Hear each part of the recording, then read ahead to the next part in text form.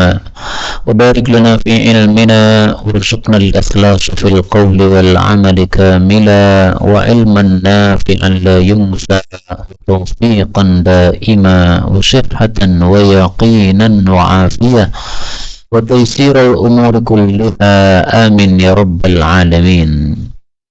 Alhamdulillah kaum muslimin rahimani wa rahimakumullah. Malam ini kita sudah masuk tanggal 1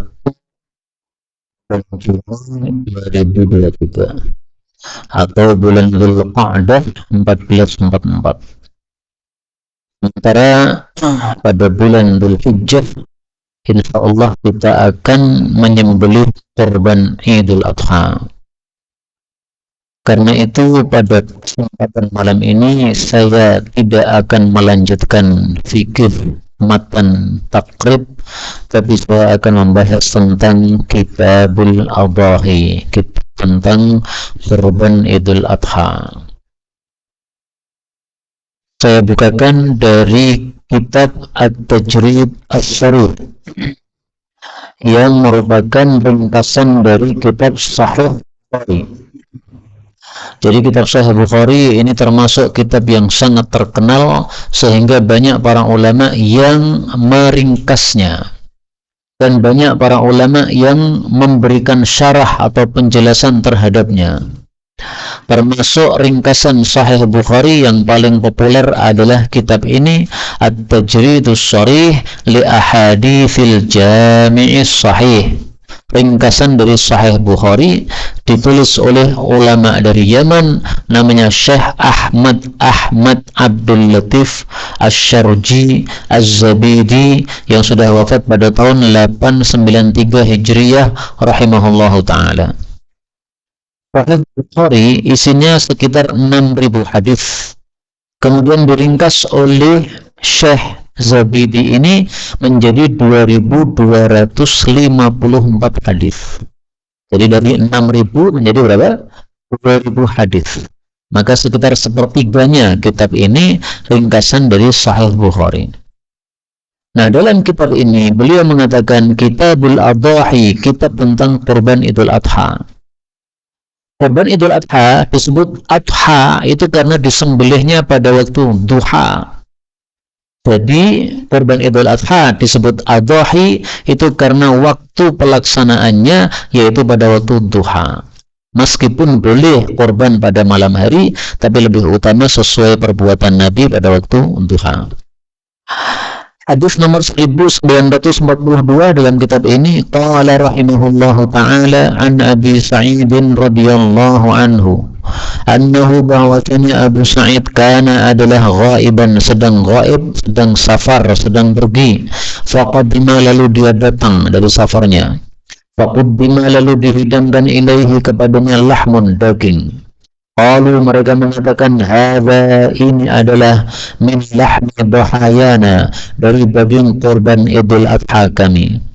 Faqala maka Abu Sa'id mengatakan asyruh, mundurkan dia. Maksudnya ambil, enggak mau. La azuquh, saya tidak akan memakannya. Qala thumma kuntu, kemudian saya pun pergi. Fa kharajtu, lalu saya keluar.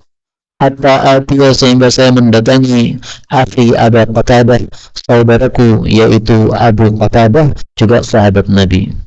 Wa kana, dan adalah Abu Qatadah akhahu li ummi, saudara seibu dengannya. Wa kana badriyan, dan adalah Abu Qatadah ini sahabat yang ikut dalam perang Badar. Wa dzakartu, maka aku sebutkan zalika, hal tersebut, lahu, kepada Abu Qatadah. Faqala, maka Abu Qatadah mengatakan innahu, sesungguhnya qad hadatsa, sudah terjadi, ba'daka, setelah pergi kamu, amrun, satu perkara baru yang kamu tidak tahu. Ini diriwayatkan oleh Imam Bukhari pada hadis nomor 5568, tetapi dalam kitab ini hadis nomor 1942. Jadi ringkasnya, Abu Sa'id Al-Khudri safar, sehingga ketika kurban Idul Adha dia tidak ada di tempat, tidak ada di rumah. Nah, ketika pulang dari safar, Ini sudah beberapa hari dari waktu kurban Idul Adha, sudah lama. Tiba-tiba dihidangkan daging kurban Idul Adha, jadi masih ada sisa daging. Maka ketika dikatakan ini daging kurban Idul Adha, beliau mengatakan saya nggak mau. Kurban Idul Adha kok dimakan sampai lama? Apa boleh seperti itu? Bolehnya cuma 3 hari. Tanggal 10 Dzulhijjah, tanggal 11 Dzulhijjah, tanggal 12 Dzulhijjah. Tanggal 13 sudah nggak boleh makan lagi daging korban, harus dibagi-bagikan semuanya. Itu adalah yang diketahui oleh Abu Sa'id Al-Khudri, sehingga ketika dihidangkan dia tidak mau. Tapi kemudian dia bertanya kepada Abu Qatadah, sahabat Nabi yang lain, yang dia tidak safar waktu itu. Maka dijawab oleh Abu Qatadah, itu peraturan dulu yang makan korban Idul Adha hanya boleh 3 hari, itu sudah diubah oleh Nabi. Sekarang sudah boleh. Itulah makna hadatsa ba'daka amrun, sudah ada perintah baru dari Nabi yang berbeda dari perintah yang tahun lalu. Jadi kisah ini, hadis ini mengkisahkan atau memberitahu kepada kita, dulu pernah Rasulullah itu melarang para sahabat makan daging kurban lebih dari 3 hari. Dulu pernah. Tapi kemudian setelah itu diizinkan oleh Rasulullah SAW untuk makan kapanpun, bahkan sampai 1 tahun ke depan boleh, Pak. Jadi Idul Adha tahun ini kita kurban, kemudian sebagian daging kita masukkan freezer, kemudian diolah sebulan sebelum Idul Adha tahun depan. Boleh nggak? Boleh. Meskipun ya dagingnya kurang lezat ya, karena sudah lama dan sudah lama di freezer. Kita ambil beberapa faedah dari hadis ini. Faedah yang pertama, hadis ini menunjukkan fadilahnya Abu Sa'id perawi hadis ini, sahabat Nabi. Fadilahnya 2. Pertama, dia sangat berhati-hati dari makanan yang tidak halal. Maka ketika dihidangkan daging korban Idul Adha, padahal sudah lewat dari 3 hari, dan setahu dia itu tidak boleh oleh Nabi, maka dia anggap ini saya kalau makan ini saya haram, saya makan yang haram karena dilarang oleh Rasulullah Sallallahu Alaihi Wasallam. Maka dia berhati-hati dari makan sesuatu yang haram, karena makan sesuatu yang haram itu bisa menyebabkan doa kita tidak dikabulkan oleh Allah Subhanahu wa Ta'ala. Wa mashrabuhu haramun. Ada seseorang yang yutilu safar lama, padahal musafir mestinya doanya mustajab. Ash'atha aghbar, dia kusut dan dia berdebu. Yamuddu yadayhi ila sama, dia menengadahkan tangannya ke langit, yang mestinya doa mustajab kalau pakai menengadahkan tangan. Ya Rabb, ya Rabb, dia katakan wahai Rabb, wahai Rabb, yang mestinya doa mustajab kalau mengatakan begini, karena ya Rabb itu adalah Ismullahil A'zam menurut Ibn Abbas dan Abu Darda, yang kalau kita berdoa dengan Ismullahil A'zam, doa kita lebih mustajab. Tetapi sayangnya, wa mat'amuhu haram, makanannya haram, masyrabuhu haram, minumannya haram, wa malbasuhu haram, pakaiannya haram, bahkan wa ghudhiya bil haram, ketika kecil dikasih makan haram oleh bapaknya. Fa anna yustajabu lidzalik, bagaimana mungkin bisa dikabulkan doanya? Dia melakukan 3 yang mestinya doa mustajab, tapi melakukan 3 yang menyebabkan doa tidak mustajab. Safar doa mustajab, menengadakan tangan ke langit doa mustajab, ya Rabb doanya mustajab, tapi makan haram tidak mustajab, minum haram tidak mustajab, pakaian haram tidak mustajab, menang yang tidak mustajabnya. Makanya ada kaidah mengatakan idza ijtama'al halal wal haram ghullibal haram. Kalau campur antara halal dengan haram, yang menang yang haramnya. Nah, di sini dia melakukan 3 penyebab doa mustajab, tapi juga melakukan 3 penyebab doa ditolak, yang menang doa tidak ditolaknya. Ini hadis riwayat Muslim sahih. Nah, maka di sini fadilah Abu Sa'id, dia berhati-hati tidak mau makan yang haram. Fadilah yang kedua, dia bertanya kepada Abu Qatadah. Jadi kalau ada masalah yang penting, maka hendaklah kita bertanya kepada orang yang alim. Abu Sa'id merasa ini makanan tidak halal, tetapi karena dia safar, dia berpikir mungkin juga sudah halal sekarang. Karena kalau orang-orang masih ngasih makan saya daging kurban, ini gimana ini? Ada apa ini? Nah, dia tanya kepada Abu Qatadah, ternyata betul kata Abu Qatadah, memang setelah kamu pergi itu sudah ada peraturan baru dari Nabi, boleh makan daging kurban meskipun lebih dari 3 hari. Faedah kedua, Qadima fatuddima, dia datang dari safar maka dihidangi daging. Ini adabnya keluarga yang dikasih makan, adabnya keluarga ketika dia menyambut musafir. Orang safar itu lelah, orang safar itu haus, orang safar itu lapar. Maka sampai rumah dikasih teh hangat, dikasih makanan, kalau perlu dipijit tubuhnya biar senang, biar seger. Berikutnya, hadis ini menunjukkan fadilah Abu Qatadah, sahabat Nabi SAW. Abu Qatadah adalah saudara seibu bagi Abu Sa'id Al-Khudri. Fadilahnya apa? Pertama, dia termasuk ulama sahabat, sehingga ketika Abu Sa'id memerlukan satu jawaban untuk masalah, dia lari kepada Abu Qatadah karena dikiranya dia punya ilmu dalam hal ini. Karena Abu Qatadah, fadilahnya yang kedua adalah Badrian. Dia seorang yang ikut dalam perang Badar. Orang-orang yang ikut dalam perang Badar itu dianggap sebagai sahabat Nabi yang utama, sebagaimana disebutkan dalam hadis yang sahih. Ma ta'udduna man syahida badrun fiikum. Kata Jibril, menurut kalian orang-orang yang ikut dalam perang Badar di antara sahabat-sahabat kalian itu orang-orang kayak apa? Qultu khiyaruna, dijawab oleh Nabi, orang-orang baik itu. Maka dijawab oleh malaikat Jibril, wa kadzalika man syahida badran minal malaikah. Demikian juga yang ikut perang Badar dari kalangan malaikat, indana khiyarul malaikah. Mereka itu menurut kami adalah malaikat-malaikat baik, malaikat-malaikat pilihan. Hadis riwayat Bukhari. Maka sahabat Nabi yang ikut perang Badar itu terkenal sebagai apa? Sebagai Badrian, orang yang ikut dalam perang Badar. Berapa sahabat Nabi yang ikut dalam perang Badar? Ada 315 sahabat Nabi atau 313 sahabat Nabi. 315 ini jumlah orang-orang yang ikut perang Badar. 315 ini jumlah para rasul utusan Allah. Kalau Nabi 124.000, kalau Rasul 315. 315 ini jumlah sahabat-sahabat Talut yang perang melawan Jalut pada masa Nabi Daud alaihi salatu wassalam, yang disebutkan pada surat Al-Baqarah. Allah Subhanahu wa taala mengatakan,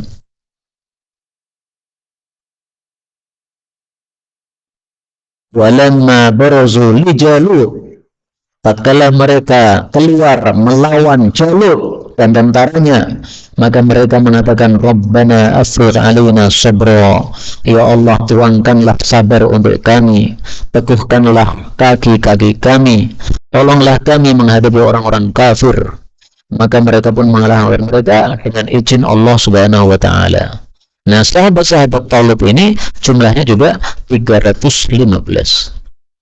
Maka ini jumlah untuk 3 kelompok. Para sahabat Badar, para Rasul, dan para sahabat Talut melawan Jalut. Surat Al-Baqarah ayat 249. Faedah terakhir, hadatsa ba'daka amrun, sudah terjadi perintah baru dari Nabi. Ini menunjukkan adanya hukum yang berubah di dalam Islam. Pertama hukumnya haram, kemudian halal. Pertama hukumnya halal, kemudian haram. Bisa. Contohnya haram, kemudian halal. Guru tidak boleh menahan daging korban lebih dari 3 hari. Kalau nekat gimana? Haram, dosa. Tapi setelah itu kemudian dihalalkan oleh Nabi. Silahkan. Daging korban disimpan. Gak ada masalah. Gak ada batas waktunya. Dulu kawin kontrak itu adalah halal, tapi kemudian diharamkan oleh Nabi. Kawin kontrak itu gimana? Panjenengan misalnya kerja di Kalimantan, meninggalkan istri di Solo, kerja di sana selama setengah tahun tanpa istri, susah. Nah, akhirnya kawin kontrak sama orang Kalimantan. Mbak, saya nikahi engkau, berapa lama? 6 bulan. Kenapa cuma 6 bulan? Karena saya kerja di sini cuma 6 bulan. Baik, berapa maharnya? Maharnya kalau 6 bulan ya 6 juta lah. 1 bulan berarti 1 juta. Nah, maka dia berhak dapat 6 juta. Nah, itu namanya kawin kontrak seperti itu. Halal atau haram? Dulu halal, sekarang haram, nggak boleh. Pernah diizinkan oleh Nabi di awal Islam, tapi kemudian diharamkan oleh Rasulullah Sallallahu Alaihi Wasallam. Jadi perubahan hukum seperti ini di dalam Islam adalah biasa, terserah Allah Subhanahu wa Ta'ala. Kita lanjutkan hadis 1943.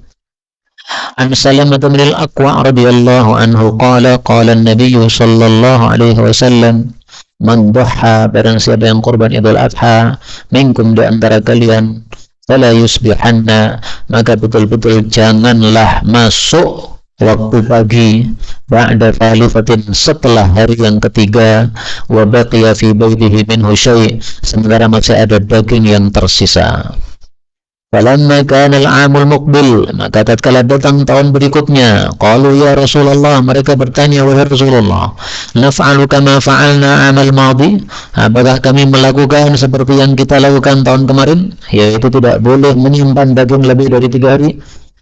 Qala, beliau menjawab, kulu, silahkan makan, wa ta'imu, silahkan kalian berikan kepada orang lain, wa dhahru, silahkan kalian simpan, fa inna dzalikal 'am, karena tahun lalu itu kana bin nasi jahdun, orang-orang pada kelaparan, fa aradtu an tu'inu fiha, maka saya ingin kalian membantu orang-orang supaya tidak kelaparan.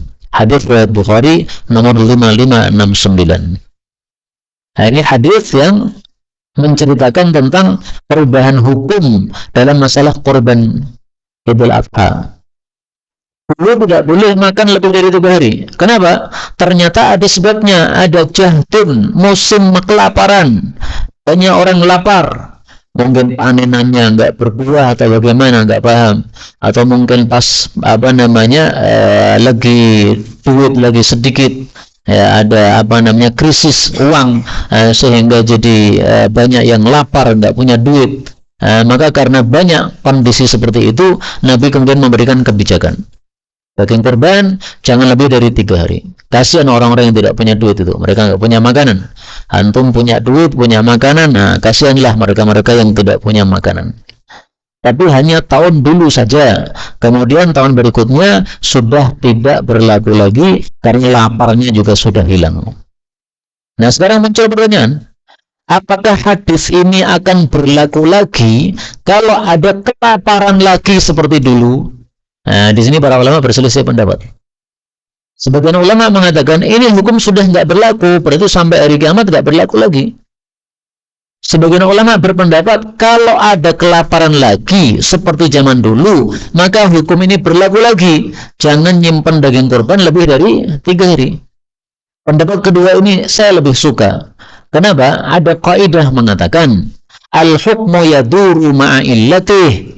Hukum itu akan berputar sesuai dengan sebabnya. Kalau sebabnya ada, hukumnya ada. Sebabnya hilang, hukumnya hilang. Nah, sesuai kaidah itu, berarti hadis ini masih berlaku lagi seandainya ada kelaparan lagi. Maka tahun ini 1444 Hijriah, kalau memang banyak yang kelaparan, maka hendaklah kita bagi-bagi daging kurban. Jangan terlalu lama menyimpan daging tersebut, 3 hari saja maksimalnya.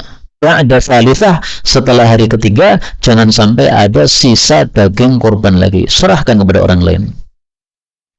Kita ambil beberapa faedah dari hadis ini. Faedah yang pertama, hadis diriwayatkan oleh Salamah. Salamah itu kalau untuk orang Indonesia nama perempuan, tetapi untuk orang Arab nama laki-laki. Taunya dari mana nih? Ibn, bin, ya bin itu kan laki-laki. Kalau binti ya itu perempuan. Jadi kalau di Indonesia Bu Salamah, kalau di Arab Pak Salamah. Tetapi orang Indonesia kemudian mengubah untuk bapak-bapak ganti Pak Slamet. Nah, jadi selamat itu aslinya Arabnya apa? Salamah. Seperti konon ya, Sulaiman itu katanya asalnya adalah Sulaiman. Karena Nabi Sulaiman dulu pernah ke Sleman, beliau meninggalkan peninggalan di sana, maka diubah namanya menjadi apa? Sleman. Katanya, saya nggak tahu nih. Kita yang ngawur nih kok. Kita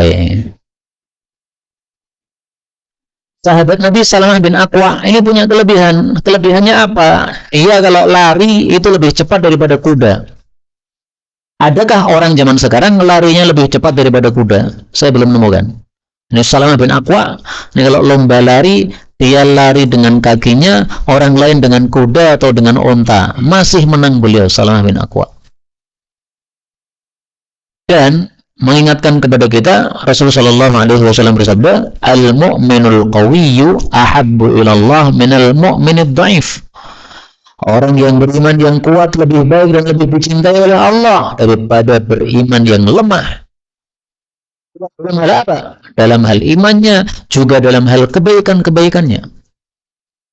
Larinya kuat, sehingga untuk jihad jadi semangat, kuat. Nah, ini juga lebih baik daripada yang jalannya lemas, sehingga kalau jihad pun juga lemas. Ini hadis riwayat Muslim, sahih. Ini fadilahnya Salamah bin Aqwa. Mudah-mudahan kita bertemu dengan Salamah Aqwa di surga. Amin ya rabbal alamin. Dan bertemu dengan Rasulullah sallallahu alaihi wasallam juga di surga. Sudah berikutnya. Hadis ini menunjukkan betapa perhatiannya Rasulullah sallallahu alaihi wasallam terhadap kondisi masyarakat. Masyarakat pada kelaparan, maka Rasulullah kasih aturan, siapa yang korban, maka dagingnya jangan sampai masih ada sisa setelah hari yang ketiga. Nah, perhatian Rasulullah SAW. Maka dalam Islam ini memperhatikan sesama Muslim terutama, demikian juga sesama manusia, ini sesuatu yang sangat-sangat diajarkan di dalam Islam. Allah Subhanahu wa Ta'ala menyebutkan dalam Al-Quran,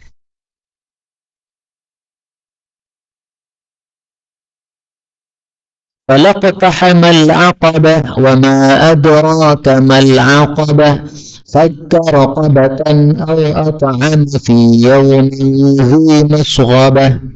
فَكَّ رَقَبَةً, memerdekakan budak, atau it'amu fi yaumin dzi masghabah, atau kasih makan pada hari kelaparan. Kepada siapa? Yatiman dza maqrabah, yatim yang masih kerabatmu. Atau miskinan dza matrabah, atau miskin yang sangat miskin sehingga nempel ke tanah tubuhnya. Nah, ini diperhatikan oleh Islam. Ngasih makan, terutama pada hari kelaparan. It'am, ngasih makan, ini sesuatu yang utama dalam Islam.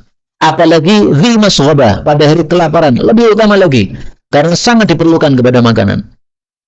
Ada gempa, nah orang-orang jadi kehilangan mata pencaharian. Nah, bagi makanan pada saat itu sangat diperlukan.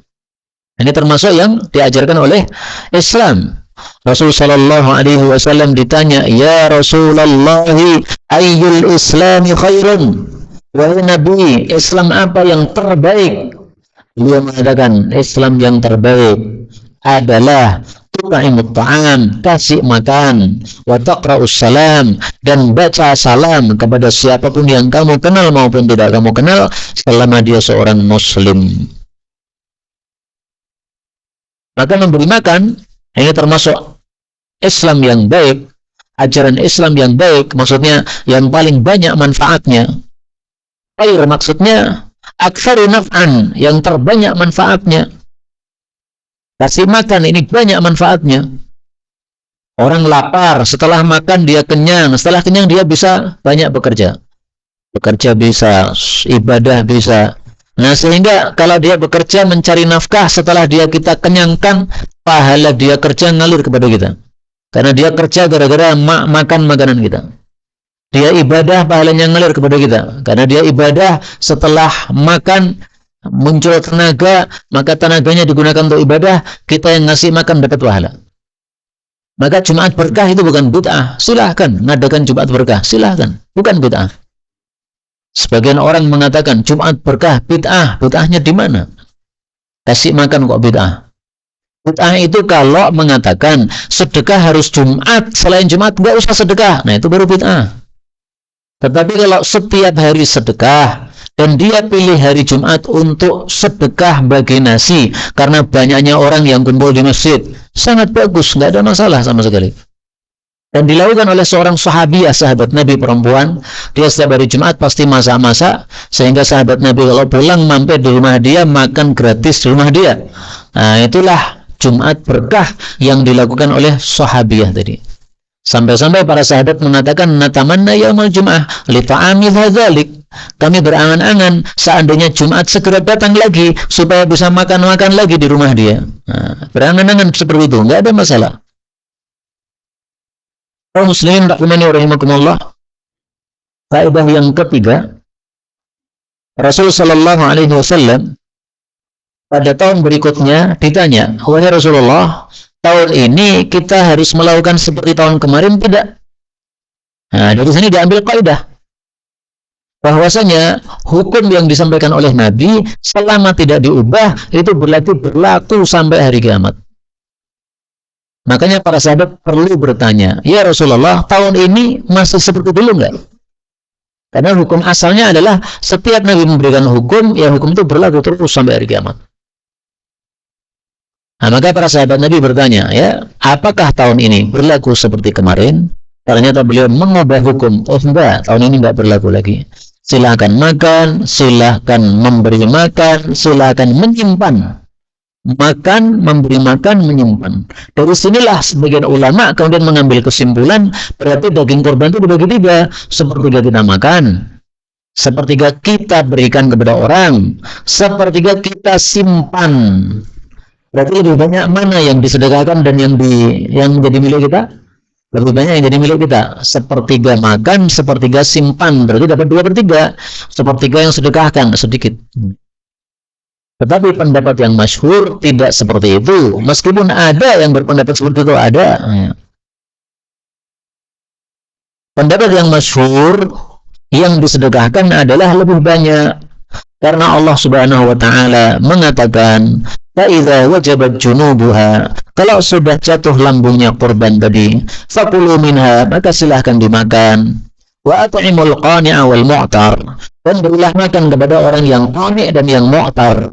Orang yang minta-minta dan yang tidak minta-minta.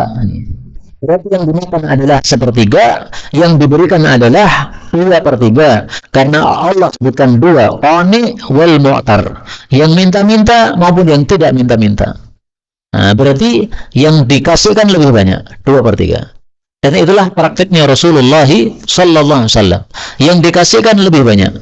Beliau hanya mengambil sepertiga kurban, kemudian 2/3-nya beliau bagi-bagikan. Tetapi kata Imam Malik, laisa fihi haddun. Di situ tidak ada batasan yang wajib, nggak ada. Kita seandainya ngambil cuma 1 kilo daging saja, karena sudah bosan sama daging, sudah sering makan daging, sehingga sisanya kita berikan kepada jamaah kaum muslimin. Nah, silahkan, dan itu lebih utama. Semakin sedikit yang kita ambil dari daging kurban kita, semakin lebih utama, karena semakin banyak yang kita sedekahkan. Semakin banyak daging kurban yang kita ambil, semakin fadilahnya kurang, karena berarti semakin sedikit sedekahnya. Demikian dijelaskan oleh para ulama rahimahumullahu ta'ala. Ulu, makanlah, wa at'imu, berikanlah sebagiannya kepada orang lain. Apa hukumnya makan, apa hukumnya sedekah? Sedekah daging kurban menurut mazhab Syafi'i hukumnya wajib. Berarti kalau korban tetapi semuanya dimakan, dia berdosa dan dia harus ngasih orang miskin daging, cari daging yang lain. Karena dia meninggalkan kewajiban. Ini mazhab Syafi'i. Adapun makan, ini hukumnya hanya sunnah. Sehingga kalau kita tidak makan daging korban, nggak apa-apa. Tapi lebih utama makan. Rasulullah pernah korban 100 ekor unta. Ternyata dari setiap unta diambil sebagian daging, sebagian daging, sebagian daging, sebagian daging. 100 onta semuanya diambil bagian-bagiannya, kemudian dicampur dalam satu wadah, kemudian dimasak oleh Nabi sallallahu alaihi wasallam. Berarti Nabi makan dari semua daging onta yang disembelih 100 tadi. 100 tidak diambil satu ontanya, tapi diambil sedikit-sedikit dari setiap ontanya, dikumpulkan dalam satu periuk, dimasak. Nah, maka itu menunjukkan bahwa memakan lebih utama daripada tidak memakan sama sekali menurut para ulama rahimahumullahu ta'ala. Tapi tidak wajib. Hadis berikutnya 1944. Wa an Umar bin Al-Khattab radhiyallahu anhu annahu shallal 'ida, dia salat Id yaumul adha, pada hari Idul Adha, qabla al-khutbah, sebelum khutbah. Kemudian khutbah kepada para manusia. Qala ya ayyuhan nas, lalu mengatakan wahai para manusia, inna Rasulullah sallallahu alaihi wasallam nahakum, melarang kalian, an siyami hadainil idain, dari puasa dua hari raya. Amma ahaduhuma, yang pertama, fayawma fitrikum, Idul Fitri, min siyamikum, selesai puasa. Wa ammal akhar, adapun yang lain, fayawmun ta'kuluna min nusukikum, hari memakan daging kurban kalian. Hadis riwayat Bukhari 5573. Hadis ini menunjukkan bahwa hari raya Idul Adha kita tidak boleh berpuasa. Nahakum, dilarang oleh Nabi untuk puasa pada Idul Adha. Kalau kita nekat puasa pada Idul Adha, apa hukumnya? Satu, kita berdosa karena melanggar larangan Nabi. Dua, kita tidak dapat pahala karena puasanya tidak sah. Tiga, puasa tersebut tidak sah. Jadi satu, kita berdosa. Dua, tidak dapat pahala. Tiga, tidak sah. Ada beberapa faedah. Faedah yang pertama, hadisnya diriwayatkan oleh Sayyidina Umar bin Khattab. Kalau menyebut Sayyidina Umar, doanya radhiyallahu anhu, mudah-mudahan Allah meridainya, bukan anhuma, meridai keduanya. Kenapa? Karena Umar ini muslim, bapaknya Khattab ini kafir. Seandainya Umar ini muslim, bapaknya juga muslim, maka doanya radhiyallahu anhuma, mudah-mudahan meridai keduanya, bapak dan anak. Maka orang kafir tidak berhak didoakan mendapatkan apa? Ridho. Karena orang kafir nggak dapat ridho Allah. Khattab ini bapaknya Umar ini mati kafir. Sempat masuk Islam dia, sudah mati dulu. Maka para ulama mengatakan termasuk fadilah Sayyidina Abu Bakar adalah dia muslim, bapak ibunya muslim, anaknya muslim, istrinya muslimah. Sayyidina Umar, bapaknya kafir, istrinya ada yang kafir sehingga dicerai oleh Sayyidina Umar, sehingga tidak semua kerabatnya itu muslim. Yang kedua, salat Id itu adalah qabla al-khutbah, sebelum khutbah. Jangan dibalik. Kalau Jumatan, maka khutbah dulu, baru salat. Jangan dibalik. Kenapa nggak boleh dibalik? Karena Rasulullah berpesan, "Shallu kama ra'aitumuni usolli." Salatlah persis seperti saya salat. Saya salat dulu, saya khutbah dulu. Itulah Islam. Nggak boleh diubah-ubah ajaran Islam itu. Khutbah Jumat, khutbah dulu, baru salat. Khutbah Id, salat dulu, baru khutbah. Hukumnya pun berbeda. Mendengarkan khutbah Jumat wajib. Sehingga kalau pas khutbah Jumat kita malah ngobrol sendiri, dosa kita. Dan kita tidak mendapatkan fadilah Jumatan, dapatnya sholat duhur. Jadi ngobrol pada saat khutbah Jumat berlangsung, fadilah Jumatan gugur, lenyap.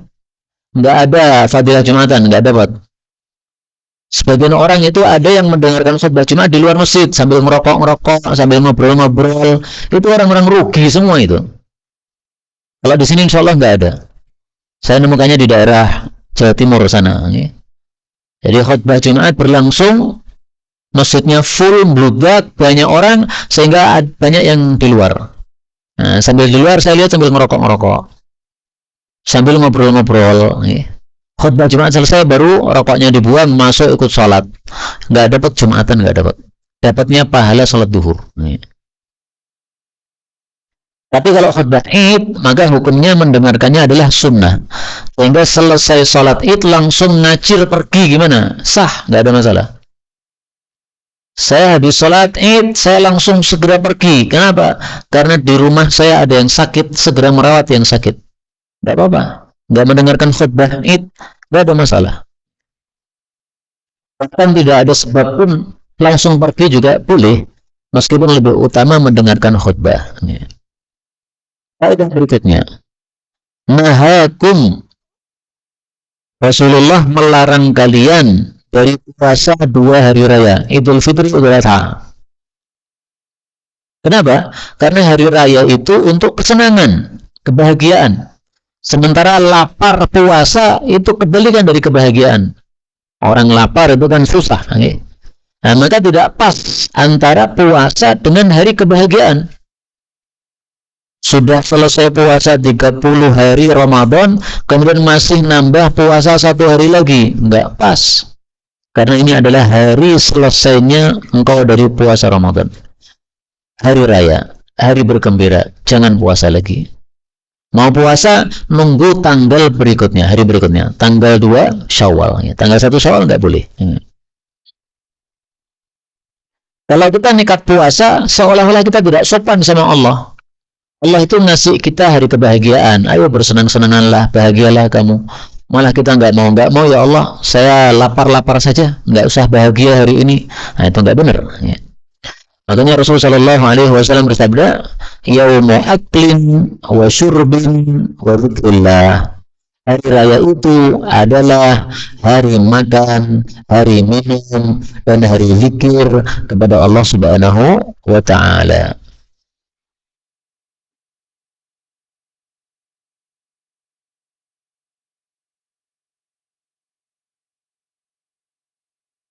Ala ketahuilah wa inna hadhil ayyam, hari-hari ini ayyamu aklin, hari makan, wa syurbin, hari minum, wa zikrillah, dan hari zikir. Hadis riwayat Abu Dawud. Nah, yang dimaksud di sini hari-hari ini maksudnya adalah hari Idul Adha dan 3 hari Tasyrik. Berarti 4 hari ini. Ini semuanya hari makan, minum, zikir, takbiran.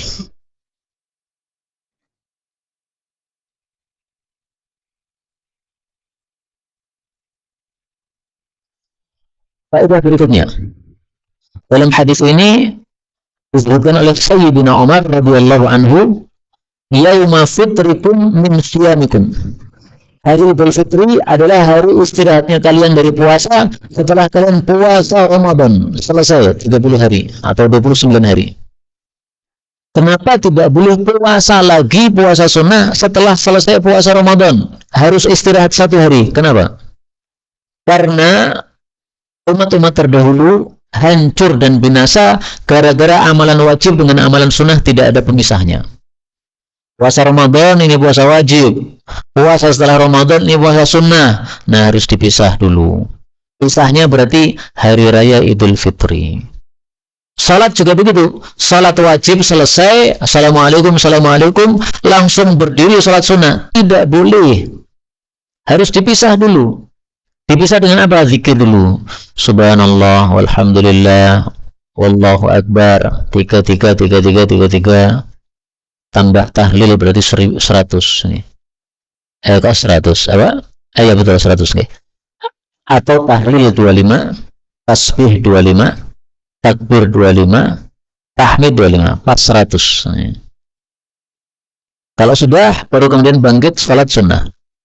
Ada seseorang selesai salat wajib bersama Nabi, dia langsung bangkit salat sunnah. Maka sebelum dia Allahu Akbar, tangannya ditaruh oleh Sayyidina Umar. Duduk dulu, istirahat dulu. Kemudian Sayyidina Umar menasihati, umat-umat terdahulu binasa gara-gara seperti kamu ini. Antara amalan wajib dengan amalan sunnah gak ada pemisahnya. Rasulullah mendengar penjelasan Sayyidina Umar, beliau mengatakan, Shadaqa Umar, betul kata Umar, memang seperti itu. Nggak boleh langsung sholat lagi, padahal sholatnya sholat sunnah, kemudian langsung sholat wajib, nggak boleh.